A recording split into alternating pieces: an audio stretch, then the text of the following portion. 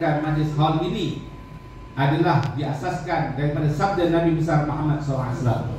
Ini diungkapkan secara sharih, secara nyata oleh Imam al-Muhaddits al-Muslim Habib Salim bin Ahmad bin Jindan alaihi rahmatullah, muhaddis Jakarta. Siapa yang tidak mengenal Habib Salim bin Ahmad bin Jindan? Amir Tuhan Al-Arshi berkawan baik dengan putra beliau Al-Habib Naufal alaihi rahmatullah. Al-Habib Salim ketika menyusun biografi seorang ulama wali Allah yang berada di timur jauh Indonesia, di Pulau Madura, daerah Angkawi, Al-Habib Yusuf Al-Anggawi, ketika beliau melakarkan manaqib Al-Habib Yusuf Al-Anggawi Al-Hasani, beliau mengatakan, telah bersabda Rasulullah sallallahu alaihi wasallam, "Udhkuru mahasina mautakum wa kuffu an masawihim."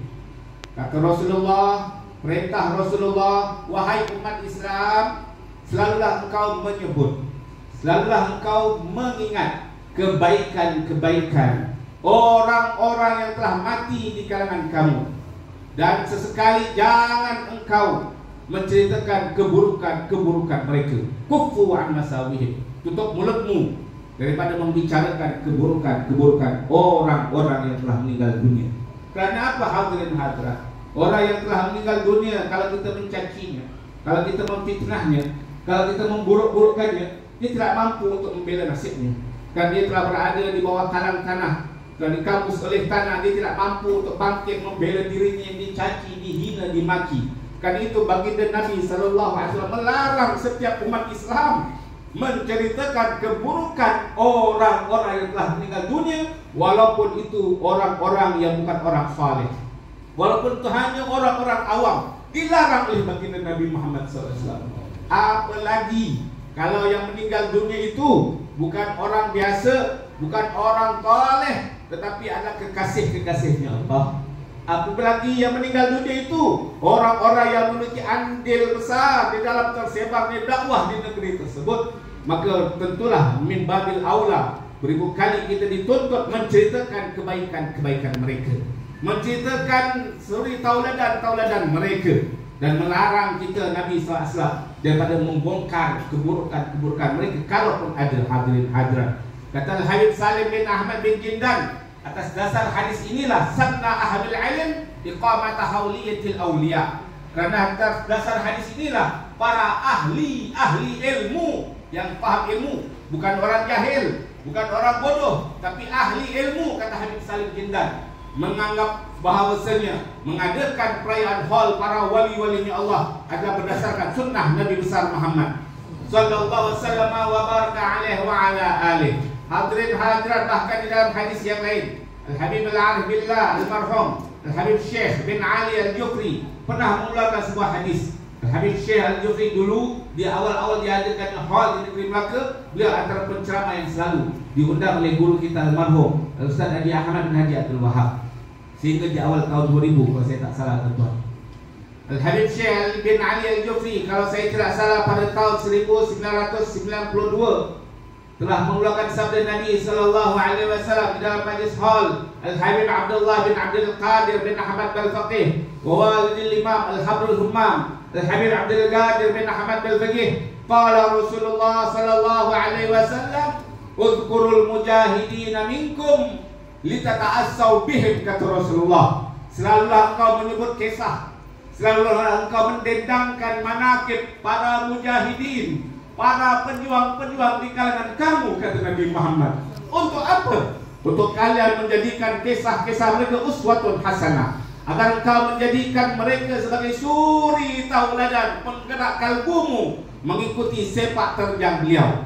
Karena itu Al-Habib Mahdi mengatakan di dalam haul pada minggu yang lalu, antara faedah utama mengadakan perayaan haul adalah di dalam perayaan haul kita didedahkan tentang manaqib, tentang kisah hidup daripada sahibul haul, sehingga dengan mendengarkan manaqib tersebut akan tergerak hati kita, akan terpancing hati kita, tersuntik semangat kita mencontohi mereka, walaupun mungkin tidak mampu 100%, alal aqal paling tidak mungkin 1%. Hadirin hadirat, tadi kita mendengar manaqib Al-Habib Umar bin Muhammad bin Hudin Al-Aqdas, bagaimana beliau pada setiap tahunnya mengadakan perayaan Maulid Nabi sallallahu alaihi wasallam.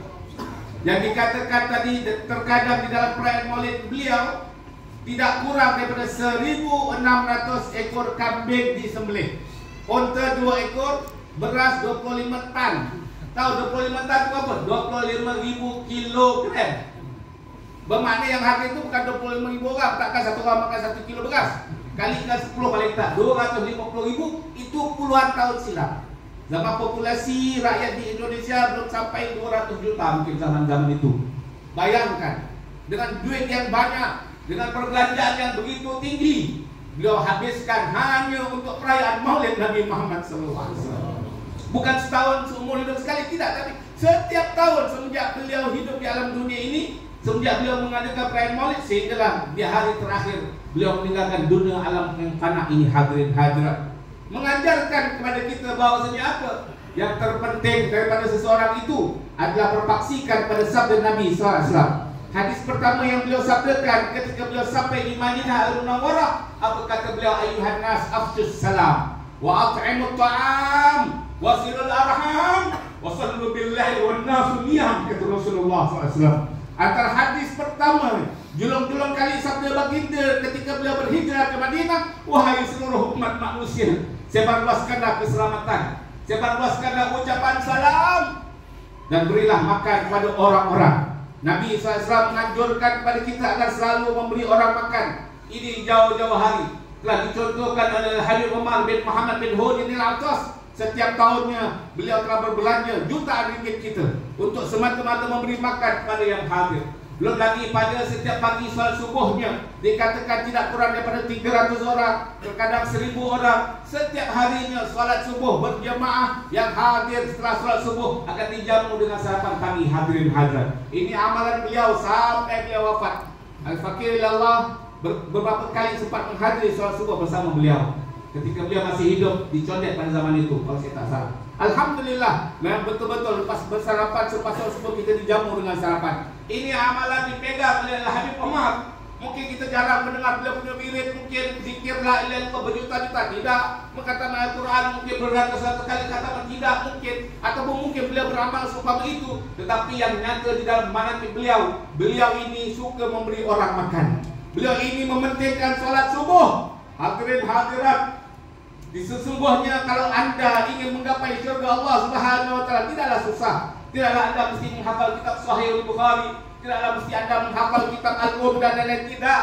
Tetapi rukun-rukun utama daripada agama ini, solat subuh anda jaga dengan benar, dengan berjemaah. Anda tidak memelihara sifat kedekut di dalam hatimu, suka menjamu orang, suka memberi makan pada orang-orang, sama ada orang miskin maupun orang biasa. Kalau anda amalkan ini, anda akan menggapai syurga Allah Subhanahu wa taala. Al-Habib Umar bin Muhammad bin Hudin al-Attas, taruhlah beliau tidaklah berat, tidak memerintahkan pengikut-pengikutnya, tidak memerintahkan umat Islam harus membaca zikir jalalah berjuta-juta kali, ribuan kali, tidak. Cukup anda mengamalkan Ratib al-Attas, cukup anda seminggu sekali membaca Maulid Ad-Daibai.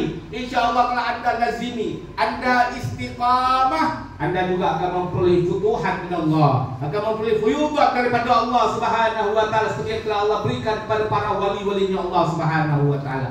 Inilah dia misah, inilah kebiasaan, inilah keistimewaan daripada para habaibuna, para salafun salihun, daripada Qur'an Karim, daripada para habaib kita holkan Al-Habib Umar bin Muhammad bin Hudin al-Attas. Kerana kita dengarkan dalam hadis yang dibawakan oleh penceramah tadi, kata Rasulullah SAW, ahabbul a'mal ilallah adwamuha wa in qalla. Amalan yang paling dicintai, amalan yang paling diberikan balasan terbaik oleh Allah adalah amalan yang paling engkau istiqamah, walaupun jumlahnya hanya sedikit, walaupun kau zikirnya tak banyak, tapi setiap malam kau tidak pernah melepaskan bacaan Ratib al-Attas. Pada setiap minggu kau tidak pernah meninggalkan majlis Maulid Ad-Daibai, majlis Maulid Nabi Muhammad SAW, kau istiqamah, kau akan mengetuk syurganya Allah Subhanahu wa taala. Karena itu kita bersyukur kepada Allah Subhanahu wa taala. Acara-acara hal yang diadakan di negeri Melaka yang telah melalui puluhan tahun ini adalah untuk kita memberi makan kepada yang hadir, yang menginfak tuan pertolongan, sama ada uang ringgit ataupun tenaga menghantarkan dulang kepada yang hadir. Anda tergolong di dalam hadis Nabi Muhammad SAW bahwasanya wahai sekalian umat manusia, sebarluaskanlah salam, sebarluaskanlah keselamatan, dan berikanlah manusia makan makanan. Dan kata Rasulullah SAW, sambunglah tali silaturahim, bangkitlah di tengah malam bertahajud, berqiyamul lail, sedangkan orang-orang sekitar kamu sedang nyenyak tidur, kata Rasulullah sallallahu alaihi wasallam. Dan antara faedah daripada mengadakan perayaan Haul, kata Al-Habib Mahdi, adalah apabila kita menghadiri Haul ini, kita didedahkan dengan cerita keramat.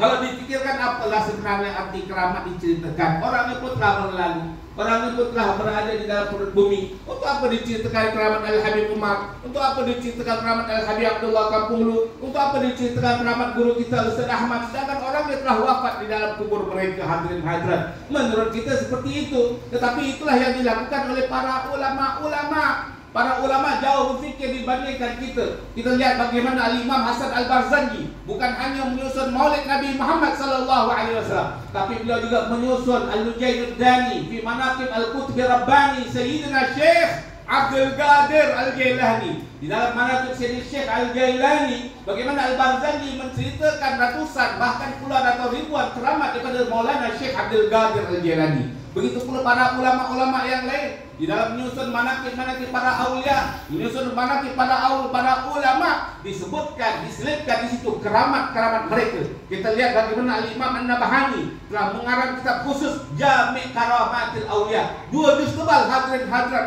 menghimpunkan keramat para sahabat, menghimpunkan keramat para tabi'in, menghimpunkan keramat para aulia. Untuk apa diceritakan keramat-keramat mereka? Kalau mereka masih hidup, kita boleh datang minta doa yang mustajab. Kalau mereka masih hidup, kita sakit, keramat yang boleh menyembuhkan orang sakit dengan izin Allah, kita boleh datang.